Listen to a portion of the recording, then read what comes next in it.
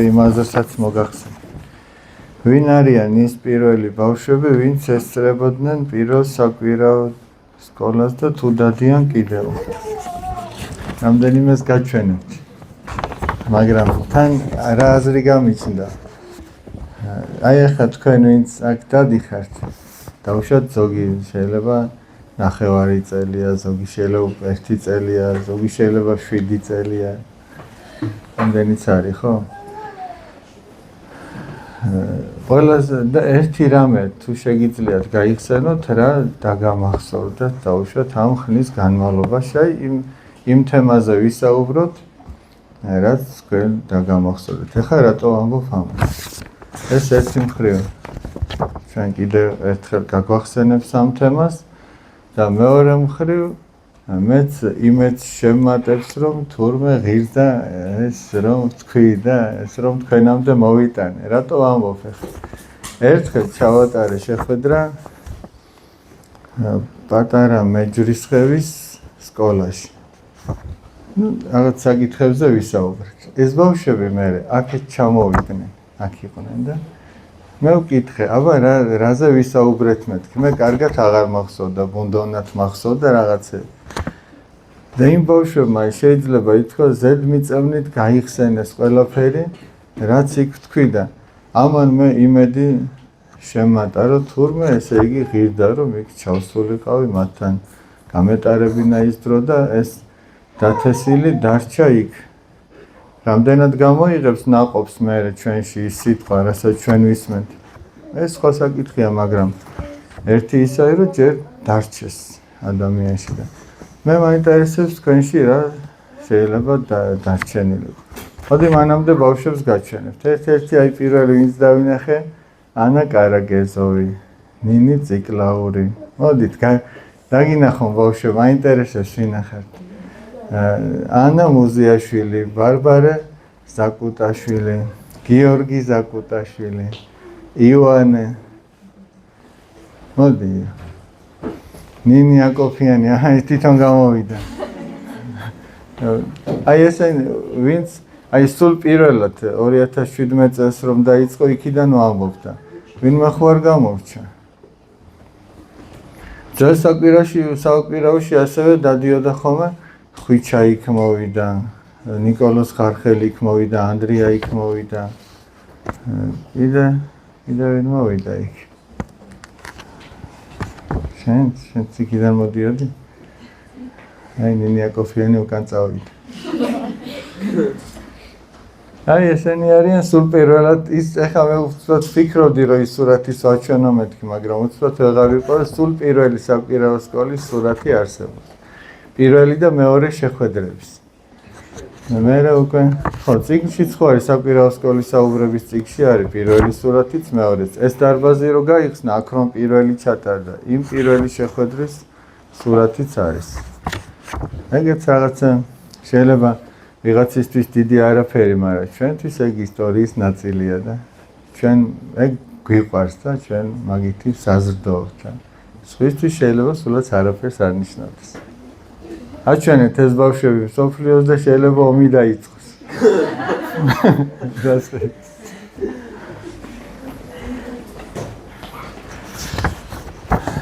შეგიძლიათ გამოიჩინოთ გაბედულება და თქვათ რომ რა დაგამახსოვდათ?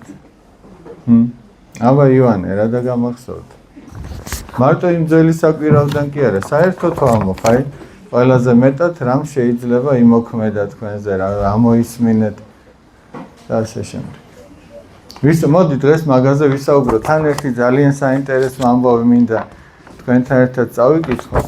მე ერთი მულტფილმი ვნახოთ და ბოლოს გადავიდეთ გუშინ იყო ფერისცვალების დღესასწაულთან დაკავშირებული შეჯიბრება და იმ შეჯიბრების გამარჯვებულები დავასახელოთ იმ ჯილდოსთან ერთად, რაც მეუფე ანდრიას ლოცვა-კურთხევით ამ ბავშვებს ელოდება. დაიწყო. მე ინტერეს პაპანგაკეთამ შვიდი და როცა შემითხარი რომ მოიტანე შვიდიოდა, როცა პირველად მოვიტანე მოკევესთან მოვიდა რომ აღარ მახსოვს იმ ბერის სახელი რომ ერთხელ დაინახეს მანდირებმა რომ ის ეხმარებოდაო სხვა ადამიანს ვერებსო და გაუკვირდათ რომ ეს ამხელა წმინდანმა ხუმრობსო და როდესაც გითხეს რატომ ხუმრო და მან უთხრა რომ ისინი რომ ანუ დაიტვირთონ ძალიან და ეს შვიდი რომ ძალიან მოუჭირო ხო გაწყვეტებაა ისო და მაგიტომ უნდა მოუშვან და მათაც სჭირდებათ ხანდახანათაში ერთხელ ასეთი გახმრება რომ ისინი ზედმეტი მოღვაწეობისგან რო არ დაიძაბონ ძალიან. წმინდა ანტონი დიდის ცხოვრებაში ესეთი რამე. კი ბატონო, აბა კიდევ რა შეიძლება რა გვახსოვს? აბა, შენ რა გახსოვს? მე მახსოვს ინტერვიუში ნახე თქვენი ვიდეო ავიყავი მოსული და მე მახსოვს ბერებს მოვიტანეს ყურზე ესე თქვა და სათეობერმა სხვა ბერებზე რომ ისრუნეს და სულ არ შეჭამეს და გავმასპინძლეს და ეს და მახსოვდა მე და ძალიან მოწონა ეს ამბავი. კი ბატონო, ანუ ქრისტიანობა ზრუნვის გარეშე არ არსებობს. ქრისტიანობა არის ზრუნვა. სხვა ადამიანზე ზრუნვა. საკუთარ თავზე ასე თუ ისე ყველა ზრუნავს, მაგრამ სხვაზე ზრუნვა, ეგ არის ქრისტიანობა. და მანდაც ეგ იყო. კიდევ რა გვახსოვს? აბა ნუცა არის მარადიული ჩემპიონი.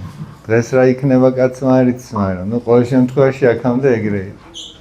და მე მახსოვს რომ თქვენ გაყურებთ ერთი ფილმი, სადაც იყო ერთი კაცი, რომელიც იკარდა თავის შეთანხმად მორგანი ხორბალს თუ რაღაცას და თავის მეშვეობა უთხრა რომ უფალი ყველგან გიყურებს. აუ, ბავშვმა გაახსენა რომ ღმერთი ყველგან არის და ხედავსო, კი ბატონო, კიდევ ახლა უკვე ხომ მოგეხსნათ ის რაღაცა გაბედულება უფრო ადვილია ერთმა და ორმა რო გაბედა. აბა კიდევ რა დაგამახსოვთ? აბა შენი წერდი? არა? აბა ახლა დღეს მე უნდა მოგისმინოთ.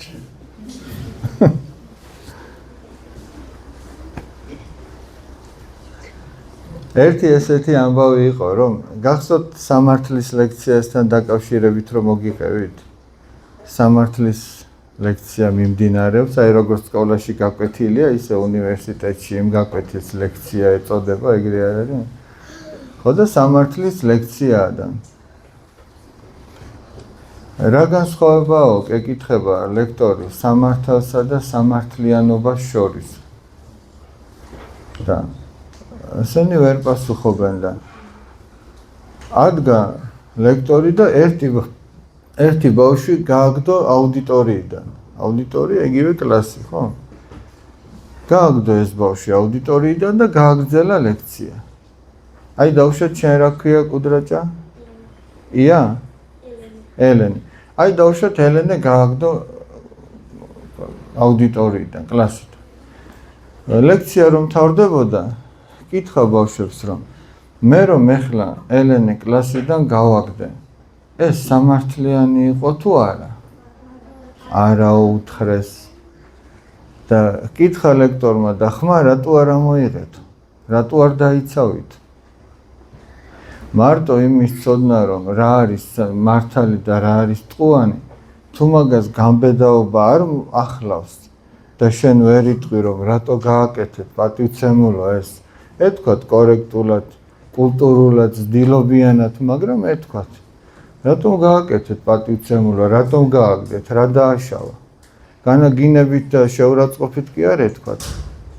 კულტურულად, ძდილობიანად მოეთხოვათ. პასუხი ხო იქნებოდა იქ სამართლიანობა. მაგრამ იმ სამართლიანობას გამბედაობა სჭირდება. რატო ამბობ ახლა? ჩვენ შეიძლება ბევრი რაღაცა კიდევაც მოვისმინეთ, მაგრამ შეიძლება გამბედაობა არ ყოფნის რო ვთქვათ. გესმით? აი მაგალითად ზოგჯერ მოხდება ხოლმე ისე რომ ადამიანი ცეკვაზე დადის, სიმღერას სწავლობს, თუ დაკვრას სწავლობს, მაგრამ რომ მოკლა, ხალხში ვერ აცეკვებ. არ იმღერებს, არ დაუკრავს. გესმით? აი ეს გაბედულება აკლე. შეიძლება მან ცეკვა სხვაზე უკეთ იცის, მაგრამ ის გაბედულება რო არ ახლავს, ვერ აკეთებს. ისე რომ ჩვენ შეიძლება რაღაცები კიდევაც ვიცით, მაგრამ აბა გავედეთ და თქვით რა იცით. ან მოდი ესე გავაკეთოთ. გავუშვათ დანარჩენები და გავედულები დავტოვოთ. იმიტომ რომ იმათ ყველა ესმით და ესენი კი მაინც ვინმეს ეთყვიან მე ამ ამბავს. რაც მოისმინეს. რავია. აბა მიდი კიდე გაიხსნა.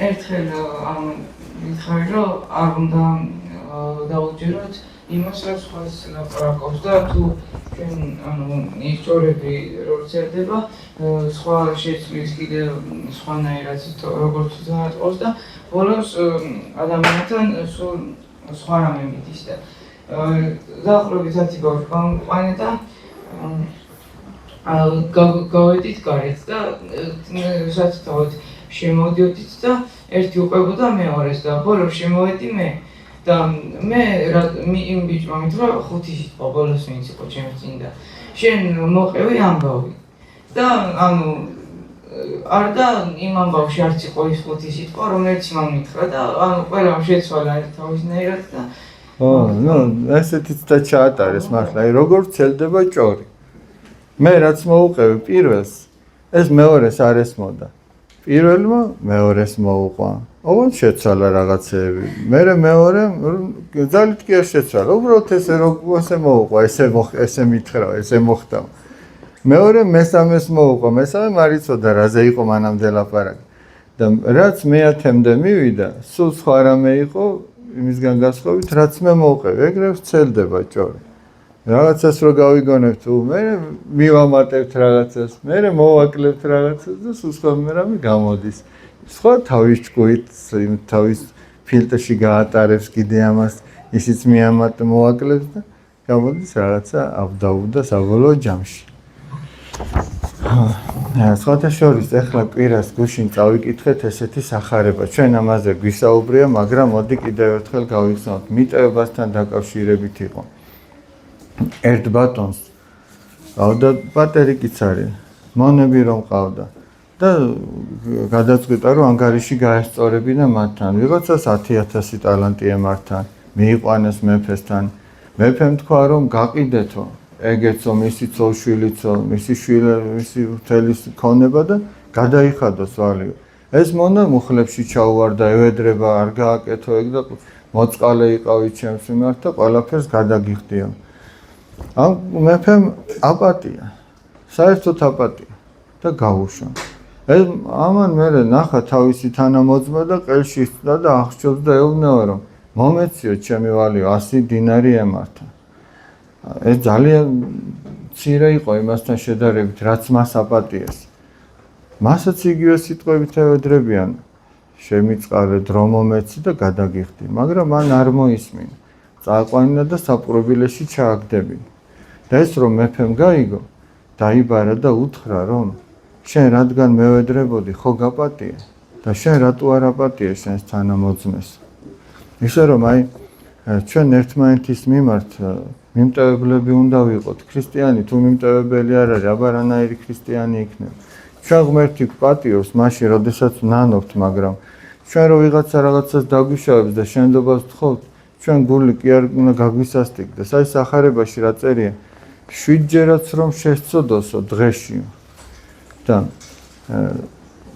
7 ჯერვე გთხოვო შენდობა 7 ჯერვე აპატიეო ის კი არა სხვაგან წერია პეტრე მოციქული რო ეუბნება რამდენჯერ ვაპატიო უფალი ეუბნება 70 გზის 7 ჯერ აპატიო ანუ უსასრულოდ აპატიო ეგ მაგას ნიშნავს თორე განა 490 ჯერ ვაპატიებ მე კი არ უნდა უთხრა მორჩა ამოიწურა ლიმიტი პატიებისა და ვეღარ გაპატიებ და მეორე კიდე ძალიან გავრცელებულია ასეთი რამე ჩვენ შორის ადამიანებს შორის ერთ-ერთი ასეთი არასწორი დამოკიდებულება აი დაუშვათ ადამიანი რო გაწყენინებთ თქვენ რას აკეთებთ აი როგორ იქცევით ადამიანმა რაღაც გაწყენინა როგორ იქცევით ამ დროს უბრალოდ აი მაინტერესებს თქვენი დამოკიდებულება აი როგორ იქცევით და ნახოთ რამდენად ეს სახარებისეული არის თუ არ არის. აი აბა შენ როგორ იქცევ? მე როცა ვინმეწენს ვიდეო და დედაჩემს ვაყნები ხოლმე. კი ბატონო, აბა კიდე სხვა როგორ იქცევ? შენ როგორ იქცევ? აბა გითხარი. არა, ხო ყოფილა შემთხვევა, აბა ან შენ ხო ყოფილა შემთხვევა, რომ ვიღაცა გაწყენინებს და როგორ იქცევით უბრალოდ მაინტერესებს. აბა ამ გოგონასაც და უკან ბიჭის ხელს იცავს. როცა ვინმე მაწყენინებს, მე დავიწყებ ხოლმე ამას და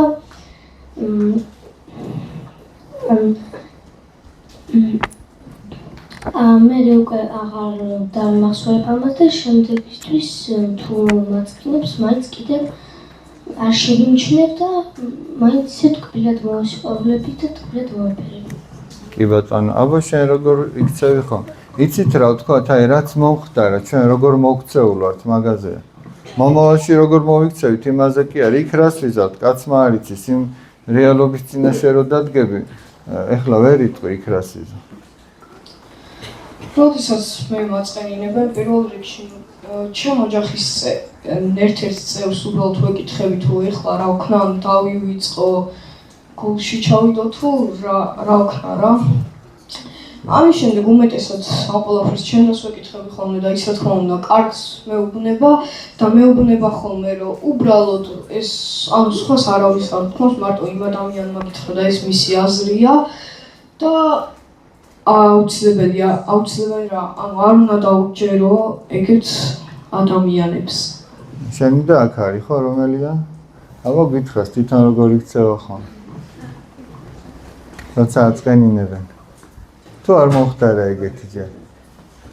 როგორ იყო შემთხვევები, მეც იგივეს ვაკეთებ ხოლმე ოჯახის წევრებს ვეკითხები, ხანდახან მე თვითონაც ვიღებ ხოლმე გადაწყვეტილებებს. ძირითადად მეც ანუ ყველა ადამიანს თავისი აზრი აქვს და ინდივიდუალურად ფიქრობს, რაც ის ფიქრობს, მე იგივეს არ ვფიქრობ და ძირითადად არ მაინტერესებს ხოლმე რასაც ამბობენ. კი ბატონო. აბა კიდე, აბა შენ როგორ იქცე? ეხლა მოვაჩვენებ. აბა გითხრ. ძალიან ემოციური ვარ და ძალიან წევს ხოლმე, მაგრამ თან ძალიან დიდი ხანი ვიტევი და ჩემს ხვდები რომ უკვე ზედმეტები მომდის და მეუბნები რომ უკვე ვაპატიე, მაგრამ შემდეგ რომ აღარ განმეოროს მეჭეს. კი ბატონო, აბა შენ როგორ იქცევი გაბრი? ვეტყვი რომ არ მაწყენინოს მეორეც.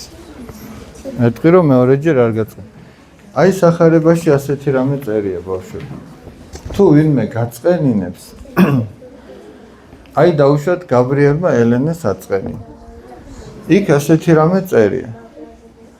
ელენე კი არ უნდა წავიდეს და თავის მეგობრებს, მეზობლებს თუ ვინმეს კი არ უნდა მოუყვეს ეს. არამედ უნდა მივიდეს გაბრიელთან და უნდა უთხრას, რომ შენგან მე ეს საქციელი მეწყინა. გესმის?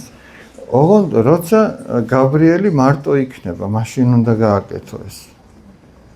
რომ გაბრიელს ამ დროს უფრო გაუადვილდება, რომ პატიება გთხოვოს. გესმის? ეხლა დავუშვათ ხო ყოფილა რომ ჩვენც რაღაც დაგვიშავებიან. აი როგორ გვინდა რომ მოგვექცეს ის, ვისაც ჩვენ დაუშავეთ.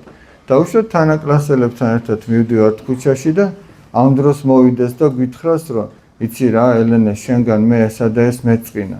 და ამდენი მეგობრების გარემოცვაში გითხრას, თუ მარტო როცა გნახავს, მაშინ გითხრას. იმიტომ ჩვენ მეტნაკლებად ყველა სიამაყე გვახასიათებს და გვიჭირს სხვებთან ერთად რომ შენდობა ვითხოვოთ, მაგრამ როდესაც ის მოვიდოდა მარტო ჩვენ გვეტყოდა, იქ უფრო იოლად ვეტყოდით, რომ კი ბატონო, მართალი ხარ, მაპატიე, ჩემი ბრალია და ამ დროს უფრო იოლად მოხდება შერიგება. და ერთ-ერთმა ბავშვმა არ მახსოვს რომელმა თქვა რომ მე ამასო ვივიწყებ და ეს არის სწორედ პატიების ერთ-ერთი ნიშანი რომ დაივიწყო და არავის არ მოუყვე ამის შესახებ. არავისთან არ თქვა. თუ ვინმესთან აპირებ თქმას, ჯერ მასთან თქვი ვინც გაწყენინა. მაგრამ სამწუხაროდ რატო ვთქვი რომ გავრცელებულია ის რომ ჩვენ მოვდებთ აქეთ-იქით ყველას ვეტყვით, ამან ეს გააკეთა, იმან ის გააკეთა, ჯერ უშუალოდ უნდა მიხვიდე და უთხრა იმ ადამიანს. იქნებ აცნობიერებთ თავის შეცდომას. თუ არ დაგიჯერავ, მაშინ 2 და 3 ადამიანთან ერთად შენი ნაცნობებიც რო იქნება და მისიც მათთან ერთად უთხარი რო გაწყეინა. თუ მათთან ერთადაც არაფერი არ გამოვიდა, მაშინ საერთო მეგობრები კლასი გყავთ თუ სამეზობლო გყავთ, მაშინ მათთან ერთად განიხილე ეგ საკითხი და თუ მაინც არ გამოვიდა არაფერი, მაშინ შენ იმ ადამიანთან არაფერი არ გესაქმება, არ გამოვა თქვენი ურთიერთობა. მაშინ უნდა შეწყვიტო ეგეთ გასთან, თუ ეგეთ გოგონასთან თუ ვაჟთან ურთიერთობა, არ გამოვა. ყველას მიმართ კეთილმოსურნე უნდა ვიყოთ, მაგრამ ყველასთან ურთიერთობა სამწუხაროდ არ გამოდის. ესეთი ამბავი. ერთი საოცარი ამბავი წავიკითხე და მინდა რომ თქვენამდე მოვიტანო და ერთად განვიხილოთ. მოდი ჯერ წავიკითხოთ. 2 გვერდია სულ ბევრი არ არის. ეს როგორც ჩანს, იმ პერიოდის მწერალია. როგორც ჩანს კი არა, ასეა და იმ პერიოდში დაიბადა, როდესაც საქართველოს საბჭოთა კავშირის შემადგენლობაში შედიოდა. მთელი საბჭოთა კავშირი მსოფლიოს 1/6. ნიკიტა ხრუშოვმა შავპურზე რომ დასვა, ის დროა. ანუ ასე ამბობდნენ, რომ შავპურზე რომ დასვა, იმიტომ რომ შავი პურის მეტი შეიძლება მართლა არაფერი არის. ჭადი იყო ზოგან, თუ სადმე თეთრი პური იყო, ეს დღესასწაული იყო და ასე შემდეგ. მეოთხე კლასში ვიქნებოდით. სოფლის ცენტრში, სასურსათო მაღაზიაში, რომელსაც რატომღაც კოოპერატივს ეძახდნენ, შავი პური უთენია მოჰქონდათ. მაღაზია 8 საათზე იღებოდა პურს, დილით თუ იყიდიდით, თორემ შუა დღემდე თავდებოდა. 1000-ში ერთხელ თეთრი პურიც გამოცნდებოდა, რომელიც შედარებით ძვირი იყო და ნოქრები ნაჭრებად ყიდდნენ. ერთი ნაჭერი 15 კაპიკი ღირდა. უნდა გენახათ რა ბედნიერები ვიყავით, როცა თეთრ პურს შევექცეოდით. თითქოს ტორტის ნაჭერი გჭეროდა ხელში. დღეს შეიძლება ჩვენ არაფრად არ ვთვლით, პურს ისე უდიერად ვექცევით, ისე შეიძლება გავაფუჭოთ რაღაცა, მაშინ არ იყო ეს პური და ძალიან უჭირდა ადამიანს. დილით ნაყიდ პურს მასწავლებლები გაკვეთილების დასრულებამდე სკოლაში ინახავდნენ. აბა რა იქნათ, სკოლის მერე რომ ისულიყვნენ, პური აღარ დახვდებათ, ამიტომ ყიდულობდნენ სკოლაში, მოჰქონდათ, შეინახავდნენ, იქიდან მიჰქონდათ სახლში. იმ დილითაც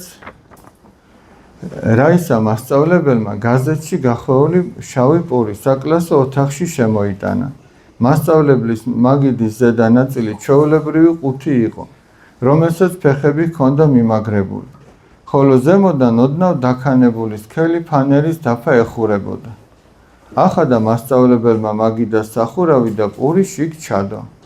გამოსწია სკამი და დაჯდა. კლასში მარტო მე ვიყავი იმ დღეს ძალიან ადრე მივედი. შენ რატო მოდი ასე ადრე, მკითხა ღიმილიანმა. ხომ ხედავ, პურს აგვდებ და არ დამავიწყოა.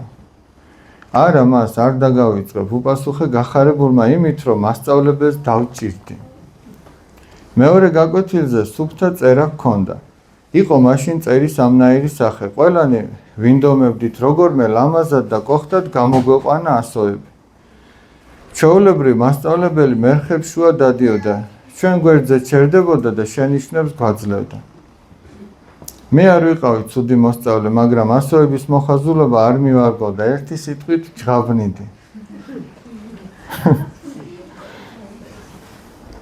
მეორე გაკვეთილზე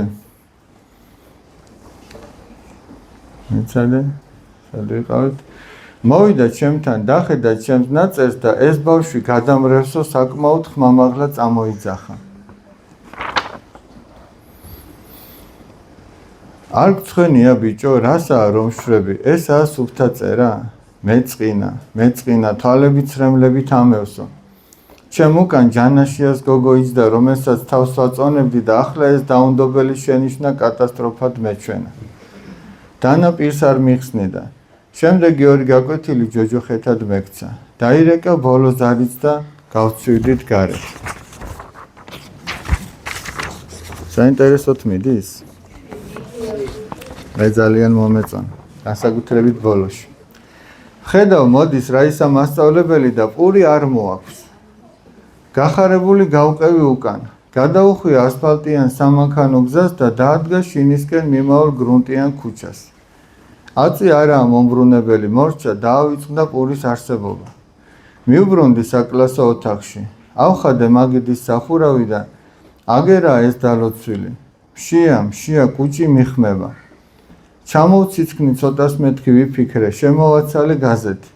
მაგრამ ხელის ხლება ვერ გავბედე. დავყურებ ზემოდან, ისევ ამეწვა კუჭი. მოდი გვერდებიდან გულთხრად შემოვავწკნი, მაინც არ დააჩნდება. ვფიქრობ და ვყლაპა მუშტის ხელა ნერწყვს. თან ჭიშკრისგან ვიხედები, არ მობრუნდეს ის ქალი მეთქი. რაისა მასწავლებელი შორს ცხოვრობდა. 2 კილომეტრი მაინც იქნებოდა მის სახლამდე. ვზივარ და ვანგარიშობ. მივიდა ვითომ? არა, ჯერ გზაშია. ახლა ალბათ კიბეზე ადის. გააღო სახლის კარი. მარტო ცხოვრობს ჩემი მასწავლებელი, შინაბერაა, სულ მაქებდა და დღეს რა ეტაკა. ხო და იყოს აგერ ახლა. ხრიპოს ტყვილის სუპი უყუროთ. ფიქრებიდან კუჭის წრიალმა გამომიყვანა. დავყურებ ბუხანკას და გული მიმდის, ისემშია, პულს ასე ეძახდნენ ხოლმე იმპულს. გააცხელა სუპი, დაისხა თევზზე და სადაა პური? გაახურა ტაფა, დაასხა ზეთი, დაატეხა 3 ცალი კვერცხი, გადააცურა გლაზუნიები თევზზე და სადაა პური? დავიწყე. სასიამოვნო წერს. ეს არის ვასილ ბესელია, ავტორი. არ ვიცი, შეიძლება მე ყოველ შემთხვევაში ახლა აღმოვაჩინე ეს კაცი, აქამდე არ გამეგონა. დაისხა ლობიო, მიუდგა მჟავე, სადაა საპურე და სადაა პური? აუ, პური დამრჩა, შეიცხადა. რა წავა ახლა უკან? რამ გამომაშტერა, ძლივს მოეთრიე სახლამდე. ასე მოგიხდება. მიძახი ახლა რაფერაა რომ ჯღაბნიო, იყავი უპუროთ, დამიდგა დარდი. ისევ წამძლია სულმა, ამოვიღე პური და უსუნე. აუ, რა გაუძლებ სამსურნეს? უცებ გამახსენდა დედაჩემმა თქვა ერთხელ. რაისას შაქარი აქვს და თავის დროზე თუ არ ჭამა, გული შეუწუხდებაო. წამოხდი, წამოვიკიდე ჩანთა, გავახვიე პური ისევ, ამოვიღლიავე და გავრბივარ თავქუდ მოგლეჯილი. ცუდად ავითო, მოუმატე სირბის. არ გაჩერდე ბიჭო, გულიც რომ გაგისკდეს არ გაჩერდე. ახლა ჰაერს შევიგუბებ, სანამ 30-მდე დავთვლი, თუ არ ამოვისუნთქე, კარგად იქნება. 1, 2, 3, 30 ოფში ვარ გახვითქული. კიდევ ერთხელ დავთვლი, ახლა 40-მდე ვწდი. მიდი, შეძლებ, უნდა შეძლო, თორემ გული წაუარა ისა მასწავლებას. შუშაბანდიანი ოდაც გამოჩნდა. შევარდი ეზოში. არავინ ჭაჭანებს. შეუწუხდა ვითომ გული? წინა აივანზე ავირბინე, ზალის კარი დაკეტილია. ჩამოხდი და ახლა უკანა აივანზე ავარდი. არ დამიკაკუნებია კარი, გულის ფანცქალით შევაღე. რაისა მასწავლებელი სკამზე იჯდა. მაგიდაზე იდაყვით დაყრდნობილ მარცხენა ხელზე თავი ჰქონდა ჩამოდებული. შევედი თუ არა, იმ წუთას წამოდგა და შემომეგება. მოხვედი ჩემო ჭკვიანო ბიჭო. ჩაწეულ კერასინკაზე ლობიოს აცხელებდა. მაგიდაზე კომბოსტოს მჟავე, ლიმონათი, 2 თეფში და 2 ჭიქა იდო. მელოდებოდა, ღმერთო როგორ შემრცხაო. წარმოიდგინე.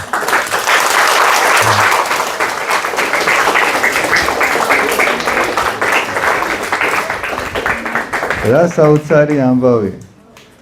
ზოგჯერ ამბობენ, ადამიანსო წიგნის კითხვა არ უყვარსო. ესეთ რამეს რო კითხულობ, არ გინდა რომ მორჩეს. წიგნის კითხვა მე ვფიქრობ, ყველას უყვარს, მაგრამ ვერ უპოვნია ის, რაც უყვარს. თორე ყველას უყვარს, რაღაცა გაიგოს, რაღაც ამბავი. ეხლა რა საოცარი ამბები ხდება, ერთი შეხედვით შეიძლება ყველაფერი არ ჩანს. ხოდა, აი თქვენ პირველი შეხედვით რა აზრი გაგიჩნდათ? როგორ დაახასიათებდით ამ ვაჟს და როგორ დაახასიათებდით იმ რაისა მასწავლებას?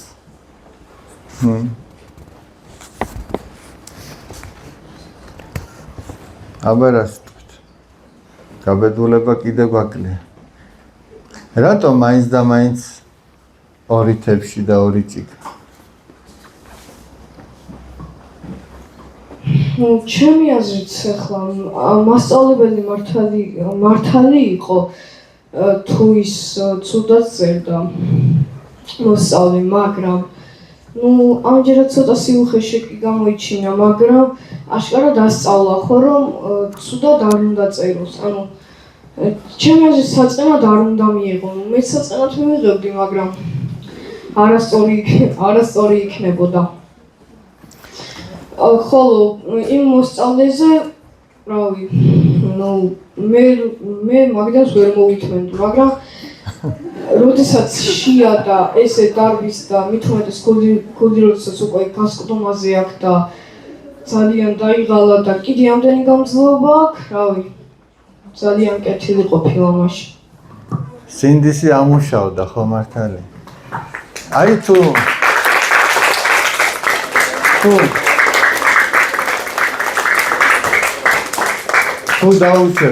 დაუშვებთ ასეთ რამეს, რომ მასწავლებელი ხო ამბობს, რომ არასოდეს არ უთქვია ასეთი რამეო და ეხლა რა ეტაკაო. განა მასწავლებელმა არ იცოდა, რომ ეს ბავშვი ასე წერდა თუ ისე წერდა. ხო იცოდა, პირველად ხო არ ნახა 4 წელი ამ ბავშვს უყურებს. უბრალოდ აი თუ შეიძლება ეს ფიქრი დაუშვათ, რომ მასწავლებელმა საგანგებოდ გააკეთა ის, რომ ესე შენიშვნა მისცა. პური კი არ დარჩა, არამედ დატოვა. რა სიტყვით ამაზე? იქნებ გამოსცადა. იცი რატო? მასწავლებლისთვის თავარი ის კი არ არის, ჩვენ სუფთად წერთ, თუ კარგად ყვებით გაკვეთის თუ რას ვაკეთებ. მასწავლებლისთვის ყველაზე მთავარი ის არის, როგორი ადამიანი იზრდება მის კლასში. გესმით და მას სწორედ ეს გამოცდა ჩაუტარა. მე ესე ვიფიქრე ყოველ შემთხვევაში, რომ შეიძლება შენიშვნად საგანგებოდ მისცა. სწორედ ამას, ვინც იცოდა პურისად იყო და პურით საგანგებოდ დაუტოვა იქ და სულაც არ დავიწყებია. რა ვიცი, თქვენ რა სიტყვით? შეიძლება სადღაც ესე იფიქროს კაცმა? იმიტომ რომ შეიძლება სწორედ ელოდებოდა და როდესაც ამ ბავშვმა გამოიჩინა ახლა ადამიანობა, ყველაზე მეტი ჯილდო სწორედ ამან მიიღო. პურით და საკვებით. და მასწავლებლის შექებაც. საოცარი ამბავი. კიდე ერთი კარგი რაღაც ნახე ამ ავტორის და ეგ ცოტა მერე იყოს. მოდი ახლა ერთი ამბავი ნახოთ, რამე ხო არ გინდოდა გეთქვა. ერთი ამბავი ნახოთ და მერე ნელ-ნელა გაგაცნობთ გამარჯვებულების შრომის შედეგებს. ეს ძალიან კარგი მულტფილმია, ჩვენზეა, ჩვენა ვართ მთავარ როლში. ეს ესეთი მულტფილმია, რომ თითოეული ჩვენთაგანი რომ მთავარ როლში ვართ. აბა უყუროთ, ჩემი თამადობით.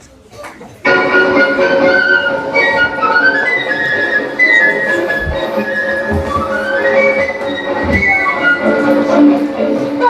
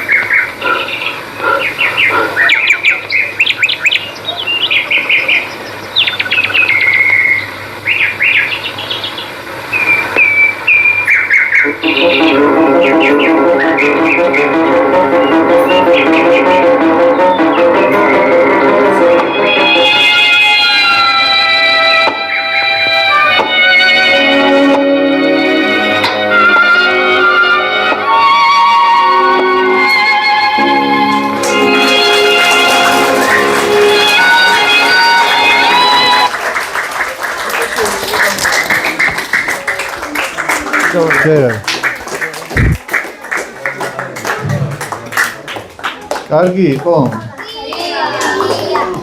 ხო ჩვენზე იყო. ეგრე რა დაგამახსოვრდათ აბა? რა გაიგეთ? ხურშებო. როცა ადამიანი რამდენიმე საკეთებდა სიკეთეს, ხო? ამდენს დაეხმარა. ადამიანი ღვთისმადლის გარეშე ვერავის ვერ დაეხმარება, ვერ გააკეთებს. მაგრამ როდესაც ჩვენ შეგვაქებთ ამის გამო რაც ჩვენ გავაკეთეთ და სინამდვილეში ჩვენ მადლობა უნდა უთხრათ ღმერთს, რომ მადლობა უფალო, ჩემი ხელით გააკეთე რაღაც, სინამდვილეში ამ ჩვენმა ბატონმა ყურშამ თავის თავს მიაწერა. მამაგარი ყოფილა მართლა, ცხვირი აიბზიკა, დადიოდა ეს. და როდესაც ესე ხდება და ადამიანი ესე ცხვირაწეული დადის, მისგან მადლი მიდის. იმიტომ რომ ღმერთს უყვარს ეს ადამიანი და რომ მიხვდეს ადამიანი რომ თვითონ კი არ აკეთებს, რომ არ დაიღუპოს საბოლოოდ. მადლი მიდის და მადლი რომ წავიდა, მე ხან ერთ დაეჯახა წააქცია. აბა ქალბატონი წააქცია. ხო, იმ ჩვენ შემთხვევაში ესეა, იმ შემთხვევაში ცხოველებზეა. მე ის გაჭირებული კაცი წააქცია. იმ გაჭირებულს კიდე წასცევა უნდა. მე მოხდა ისე, რომ თვითონაც ზღართანი მოადინა. ადამიანს ესე რაღაცა შეემთხვევა ისეთი სიცოცხლეში ჩავარდება და მე იძულებულია თავი დაბლა დახაროს და გააცნობიეროს, რომ თურმე მე ისეთი არ ყოფილა რომ მეგონა. და მე როდესაც ადამიანი დამდაბდება, მადლი ისე უბრუნდება. ჩვენავთ ეს ჩვენზეა. ოჩახ იმას, ვინც ეს გადაიღო და ვინც ეს ესე გვაჩვენა. ქალბატონმა იამთხოვა, რაღაცა მინდა გავიხსენო და სად არის ბარბარე, აბა სანამ დაავიწყდა. საპირაო სკოლიდან რაღაც მინდა გავიხსენო. ზოგადად ხშირად ვფიქრობ ხოლმე, რომ ზუსტად ისეთ რაღაცაზე ქადაგებთან ყოფით, რაც გვჭირდება ადამიანებს. პირადად ჩემზე ძალიან ხშირად მიმიღია ხოლმე ეს აი რაღაც მოხს ხოლმე გადასაწყვეტიან პასუხ გაუცემელი და ზუსტად იმას იტყვით ხოლმე, ანუ ხან აქ პირადად და არა და ჩემ თავზე ყვები ხოლმე, ეხლა ჩემზე გაჩვენეთ მურთმინა. თქვენ თქვენზე გეგონა? იმდენი რაღაც არის ხოლმე. შეიძლება მოსმენელი მქონდეს ის კონკრეტული ქადაგება, მაგრამ რაღაცა თვეების და წლების მერე შეხვდეს ზუსტად ის რაღაც, რაც იმ წუთში ძალიან ჭირდებოდეს. მაგრამ ორი რაღაც არის, რაც არასოდეს არ მოვიცდება და თითქმის ყოველდღე მახსენდება. ერთი არის, როდესაც თქვით მიცვალებულთა მოხსენიებაზე. რამდენად მნიშვნელოვანია ერთი მოწყარი როგორ გადაარჩინა მის მიერ მოხსენიებულმა მიცვალებულებმა და თქვით ასევე როგორც არ უნდა გეჩქარებოდეთ დილაობით ცოცხლები რომ მოიხსენიათ მიცვალებულები აუცილებლად მოიხსენიათ. ვიდრე ამას სიტყვით.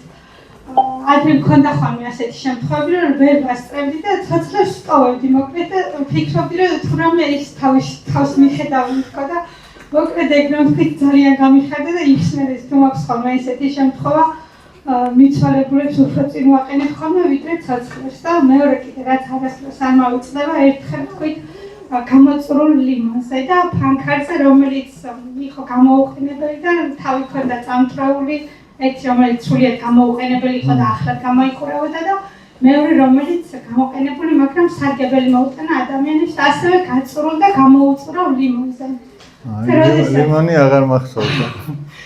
და სულ ხშირად ვუსმენხარ ამას და როდესაც ფიზიკურად ვიღლები სულ ამას ვიხსენებ რომ თუ ჩემი დაღელობით ოდნავ ჩემ შვილებს ან ვინმეს რავი სარგებელი მოუტანა მირჩენია ვიყო ამ გაწრული ლიმონივის და შეიძლება ზედმეტია რომ ჩემ თავზე ვიყებ მაგრამ რაღაცა ისეთი უძურების დროს სულ მაგას ვიხსენებ და მადლობას გიხდით ყველა ასეთი ქადაგებისთვის და მადლობა უფალს. ყველაფერი ხილგანია. ეს ლიმონის ამბავი ნამდვილად არ მახსოვდა და თუმცა ეხლა რო დავფიქრდეთ ამ ლიმონისთვის კომფორტული ნამდვილად არ იქნება რომ გამოწურო ხომ მართალია არ იქნება კომფორტული მაგრამ თან კომფორტი და თან საქმე ერთად ძირითადად არ გამოდის თუ გინდა რომ საქმე გააკეთო შენი კომფორტის ზონიდან და გამოხვიდე რაღაცა უნდა გაისარჯო და აი დადგა ის რომ რა